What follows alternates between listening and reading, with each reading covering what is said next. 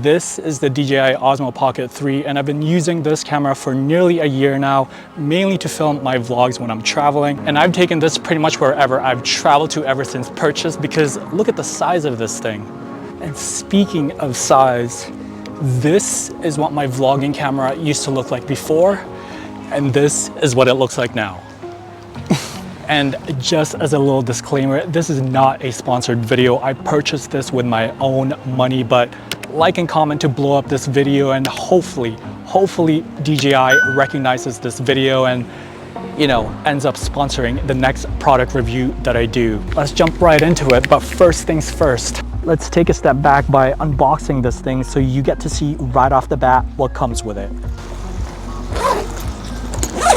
I opted out for the creator combo, which had additional accessories. The creator combo at the time of making this video is currently priced at 1,071 Canadian dollars or 792 US dollars. If you were to just get the Osmo Pocket 3 itself, it is 719 Canadian dollars or roughly around 531 US dollars. Included in this combo is a carrying bag.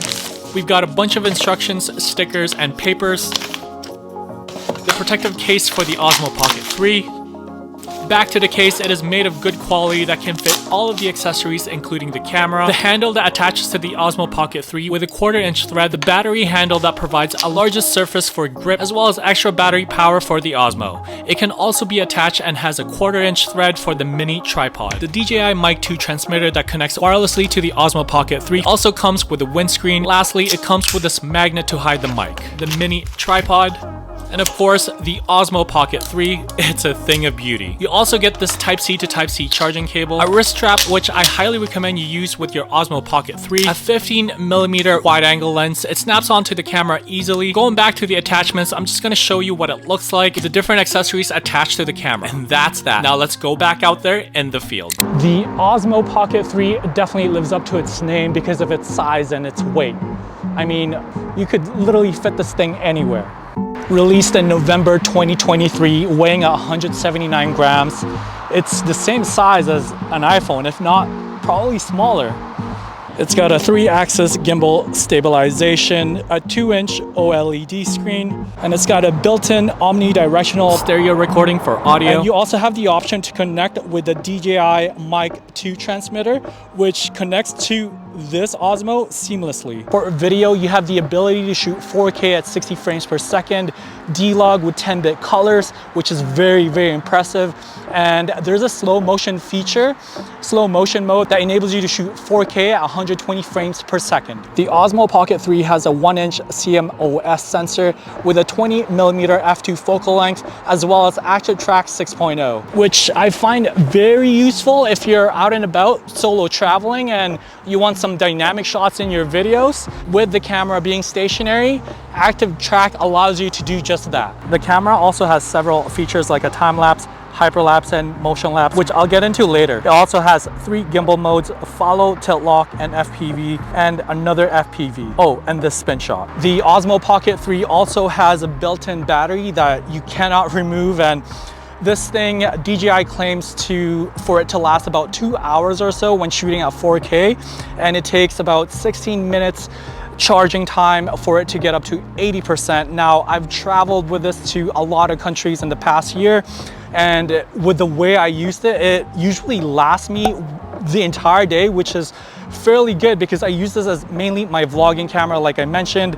And worst case, I do have my portable charger with me where I can just easily charge it if I need to.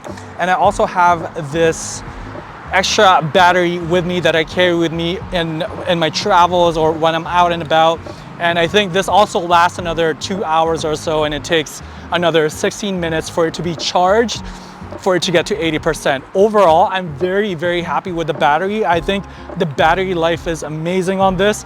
And like I said, with the way I use it, it lasts me usually the entire day. I'll charge it, you know, in the morning, and then I'll go out and about, film the entire day, and then by the time I get home, this battery and this battery needs to be charged. So it's fairly good with my use case.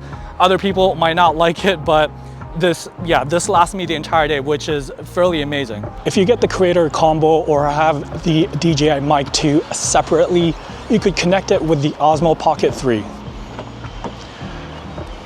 It's fairly easy to connect. All you gotta do is just set it up once, and then once you have both the mic and the Osmo Pocket 3 on, it will just automatically connect. It will just find it, and it's actually fairly easy to set up. And this is what the mic looks like. As you can see, it's got this cool transparent look to it. It's also got a magnetic piece right here, which you could, it's gonna come in handy when you want to try to hide the mic itself, because it just clips on and it's very subtle. It gives it that nice look to it. Now, if you don't have the DJI Mic 2, I think you could also connect it with the DJI Mic 1, but if you don't have any of the mics, this is what the audio sounds like from the Osmo Pocket 3.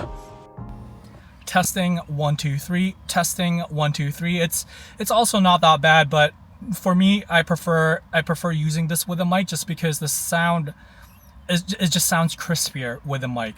And now this is what the Osmo Pocket 3 sounds like with this mic. Testing 1 2 3, testing 1 2 3. Earlier I mentioned that in normal video mode, you're able to shoot 4K at 60 frames per second. You're also able to shoot 4K at 120 in super slow motion mode. The only difference is there's no audio in super slow motion mode.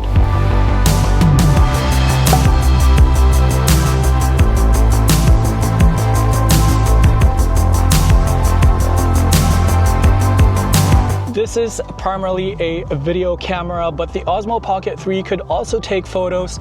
It produces 9 megapixel still images in RAW and JPEG, and also has this cool panorama mode that takes 180 degrees or a 3x3 stitched. And both of these modes, it will have this fisheye effect.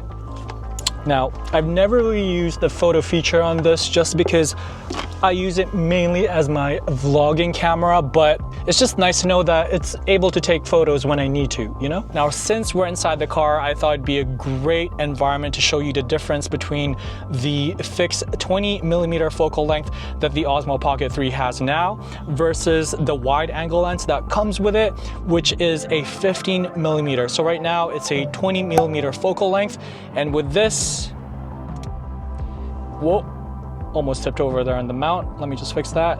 There you go. And that's the 15mm focal length. As you can see on the edges, it has a fisheye distortion. It has that look to it for sure. For me personally, I think the 20mm is nice. I like to keep things linear. And I mean, I'll probably use this once in a while, but the time that I've had this Osmo Pocket 3, I think I've only used it maybe 2 or 3 times tops, that's it. But you do have that option of using it, and there you have it. And it's really cool because in this case, you can just snap this thing right there. And then if you also get the mist filter, you can snap on the filter right there as well with the wide angle lens. There are 3 time-lapse modes that you could do to add some flavor into your videos. First, let's start off with the time-lapse. The camera is stationary. You can set the resolution, frame rate, interval, and duration. In motion lapse, the camera is again stationary, but the pan is going from one spot to the next, either from left to right, right to left, or you can fully customize which way the camera is supposed to pan. You can set the resolution, frame rate, interval, duration, and waypoints.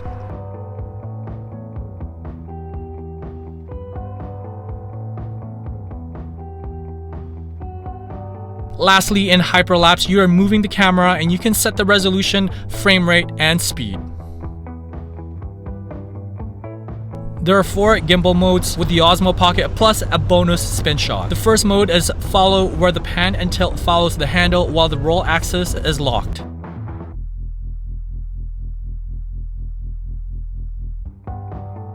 Tilt lock is when only the pan axis follows the handle and the roll and the tilt remains level.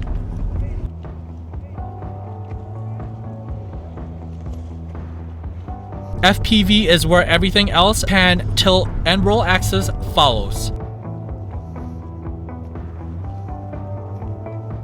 Then there's another FPV, all of which again follows, but it's meant for quickly capturing subjects as the camera will stay perpendicular to the touchscreen. The other mode is by holding the joystick, which locks the gimbal in place, and it's only activated pushing down on the joystick.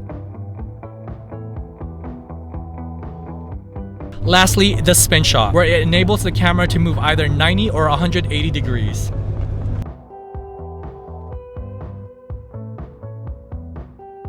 So once you get the Osmo Pocket 3, I highly suggest downloading the Nemo app directly on your phone. It's available for iOS and Android, and I love this app just because it enables you to control the camera directly on your phone. And so if you're traveling alone or you're creating content on your own, you're able to manipulate the controls from afar. And the other perk is that you're able to save the photos or the videos you've just taken directly on your phone. Now that we've gone over the Osmo Pocket 3, I'm gonna go through with the cons, and then I'll end with the great things about this camera. It's definitely, you know, I don't want to spoil the pros and cons, but it's definitely one of my favorite cameras at the moment. Let's start off with the cons. So first things first, it's not weather sealed, meaning if it's raining whatsoever, I don't think I'll be using this or want to try using this under the rain. It was raining in Thailand once, and then I think I used it for a good 10-15 seconds, and then after I was like, no, I'm not even gonna push it that far. I'm not gonna test it out. But it is not weather sealed, so that's one con about it. I wish it was waterproof and rainproof and weather sealed. That would have been really, really handy. The other thing is that it feels very fragile. I mean, I get it, it's a 3-axis gimbal stabilization, but even when I'm trying to put it in the case, I feel that I have to be really, really careful when I'm putting the gimbal in, or the camera in the protective case. And there were times when this would just pop out this way or the other way or whatever, and it would just freak the crap out of me, because obviously it's a very sensitive kind of like spot on the camera, and I don't want to damage it, or even just dropping it alone, I think it would kill your camera. I haven't dropped this just yet, and again, I don't want to test it, but I've heard of other YouTubers dropping their Osmo Pocket 3 and just killing it. It's very fragile. You have to care for it, obviously, as with any of the other cameras that you own. I assume you take care of it. The autofocus is great on this, but it has focus breathing when a subject or object gets close to the camera. Also, focusing from one subject to the other is just way too fast for me. It'll be nice if there was a way to change the autofocus speed so that you can make your videos more cinematic. The built-in gimbal is, again, amazing, but what I notice is when I'm walking and I'm filming what's in front of me, there seems to be a wobble in the videos. It's almost as if you have to walk as if you were a ninja, which makes sense because that is how you're supposed to walk if you want to make your videos really, really cinematic. But if you're just walking normal pace and you're doing this and you're trying to capture what's right in front of you, it's gonna have this wobble, and it's just not a nice look to it. For vlogging, it's okay, but if you're trying to get smooth, buttery shots, you're gonna have to walk like a ninja to make it smooth, if that even makes sense. I talked about the focal lengths and the wide angle lens that it comes with, and the 20mm focal length f2 it's nice. It's a fixed lens, and I feel like it's enough if you're vlogging, but I wish there was a way to have other varieties.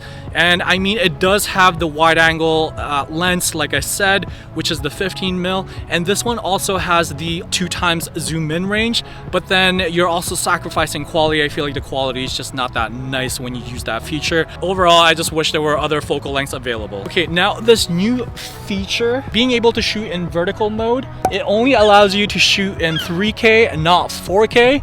I wish you were able to do it in 4K. I see some people just flipping their Osmo Pocket 3 like this and then kind of turning it this way to kind of still have that portrait, that TikTok or real video format without having to sacrifice 4K. But I mean, it's not that big of a deal. It'll be nice to just, instead of having a 3K option, you know, it'll stay in 4K. The consistency of the 4K from vertical to horizontal would be nice, but it's not a big deal. I mean, there's definitely ways around it. I think I'm just nitpicking, but that's another con I could think of.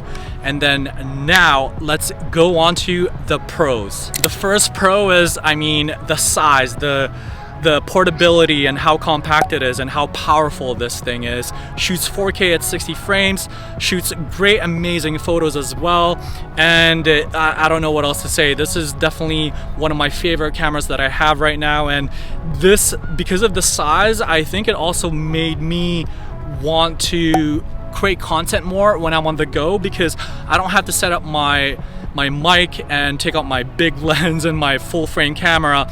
You know, I'm just able to take this out of my pocket, flip it, turn it on, and then the mic is automatically connected. It's very subtle, it's very less intrusive, I would say, when you're vlogging in public, which makes you want to create more content. I don't know if that makes sense, but that's just how I feel about this camera. That's been my experience, at least, with this camera. Okay, the next thing is the battery life and the fact that it doesn't overheat. I love how I was able to take this in hot tropical destinations where it's 30, 35 plus degrees, and I'm vlogging under the hot weather for quite some time, and it doesn't overheat at all. And it's just been so nice that it doesn't shut off or do anything crazy, malfunction or whatever.